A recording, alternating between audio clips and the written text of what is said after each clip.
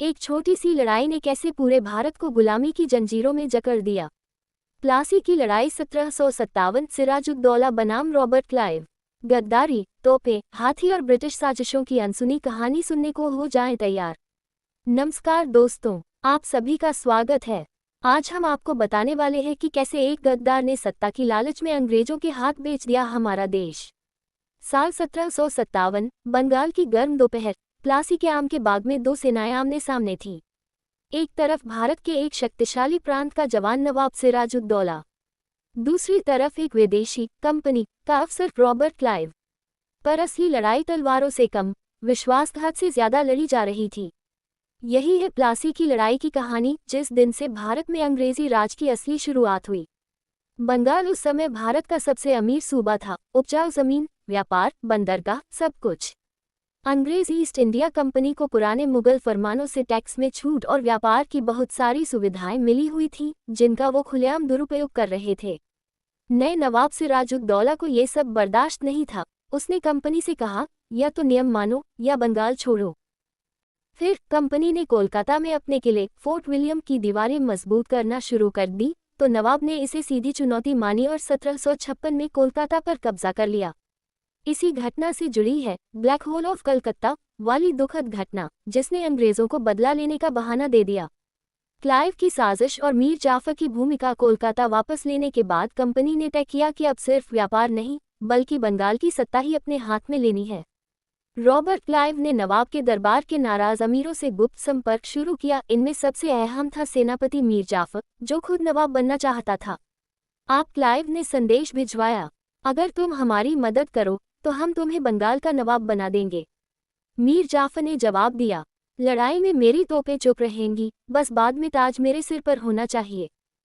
इस तरह एक गुप्त समझौता हुआ। लड़ाई में मीर जाफर और कुछ अन्य सरदार बाहर से नवाब के साथ, लेकिन दिल से अंग्रेजों के साथ रहेंगे। 23 जून 1757, भागीरथी नदी के किनारे प्लासी के आम के बाग। नवाब की सेना करीब 50,000 घुड़सवार, पैदल, तोपें, हाथी। क्लाइव के पास कुल लगभग 3,000 सैनिक, जिनमें करीब 900 यूरोपीय और बाकी भारतीय सिपाही थे।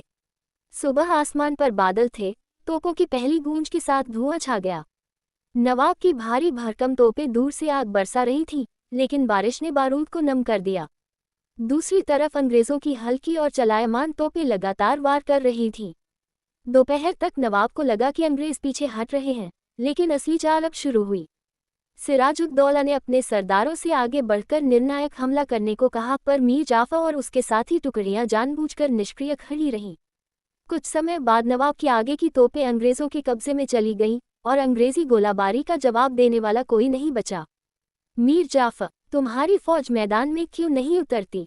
जवाब आया, अब फैसला हो चुका है हुजूर, बस आपको अभी पता चला है।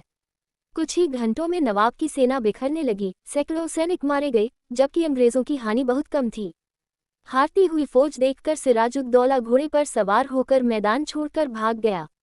भागने के बाद सिराजुद्दौला को पकड़ा गया और मीर जाफर के लोगों ने उसकी हत्या कर दी।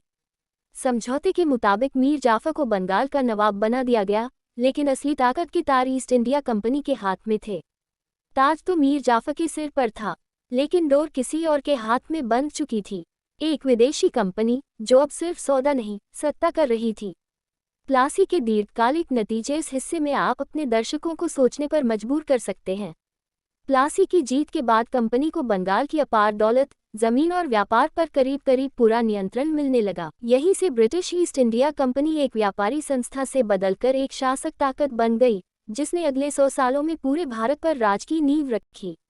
बंगाल की संपत्ति धीरे धीरे लंदन की ओर बहने लगी और भारत की राजनीतिक व्यवस्था पर अंग्रेजों का दबदबा बढ़ता चला गया। तो प्लासी की लड़ाई सिर्फ एक दिन की जंग नहीं थी, ये भारत के इतिहास का वो मोड़ था जहां से एक नवाब गिरा, एक गद्दार उठा और एक विदेशी कंपनी ने इस देश की किस्मत पर अपनी पकड़ मजबूत कर ली। आज जब भी हम आज़ादी की कहानी याद करते हैं, तो उसकी शुरुआत कहीं न कहीं प्लासी के उसी आम के बाग से होती है। ऐसे ही इंटरेस्टिंग वीडियो के लिए चैनल को लाइक एंड सब्सक्राइब करें।